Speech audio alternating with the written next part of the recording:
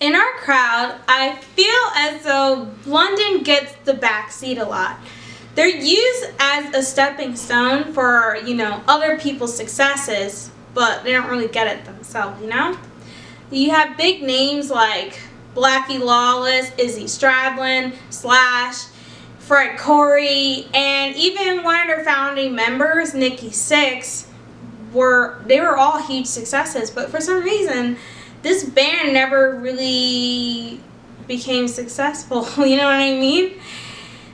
In the film Decline of Western Civilization 2, they even talked about how they are basically like the band. It was like training for rock stars, so to speak.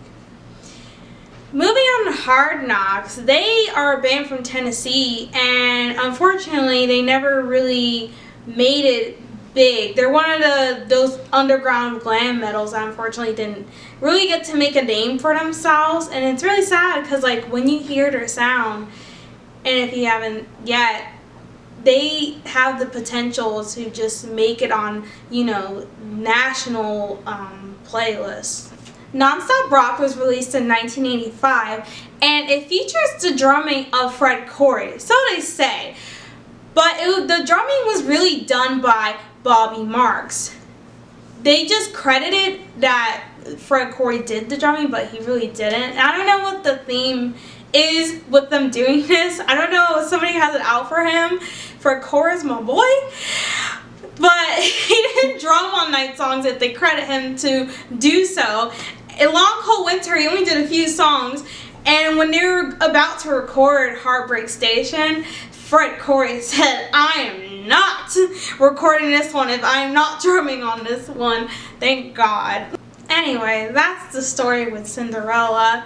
Now we're going to move on to Dirty City and talk about that cool ass siren sound on guitar, which reminded me of Rat. Brian West bass was really heavy and it was really cool, and I really liked it a lot. And then Bobby Marks drumming on this song was really awesome. Werewolves in London was a really cool song. I really liked the gang vocal and that one a lot. It was just traditionally rock and roll, very solid, And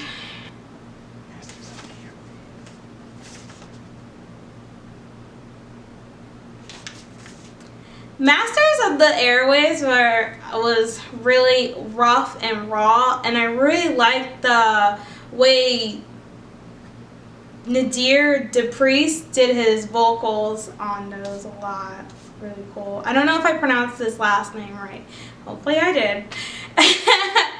But throughout this album, like the people playing on this album, it was very cohesive, but it wasn't too much to the point where like it was polished, but overall it was very cohesive. So now we're gonna move on to Hard Knocks, Combat Alley, and this album, let me tell you, really starts kicking with their first song, Get Up. That song is really great. It really sets the tone of the album with their street smart and like cool attitude, Mark of the Rocker, I really like the drumming in that. Like, I thought that Jay Martin did a really cool like Burundi rhythm thing to the drumming on that song, and I thought that was cool because it's a glam song. They're a glam band, so he put other elements from another genre almost to that sound. Loves Have a Season is perhaps one of my favorite songs on this album, and I really like how Gene Hadley's vocals are they're adolescent, but at the same time they're like so sure and so experienced, and I really like that about this song. And I really also like Take It If You Want It. That song is really fucking fabulous. That's also another song I really liked on this album, so listen to that one. It's good. It really is a hidden gem. And if you like listening to Rat, LA Guns, Motley Crue, and Dokken, this is really the album for you to try and listen to, especially because, you know, they're an underground band, so you really gotta check these guys out. Don't forget it. And to be honest, we heard about it from our friend Roman the Gypsy. Make sure to check him out. And honestly, his vocals reminds me a lot of Gene Hadley's as well. So I really like that too. So it's really awesome. And it looks like Hard Knocks is the winner for this week.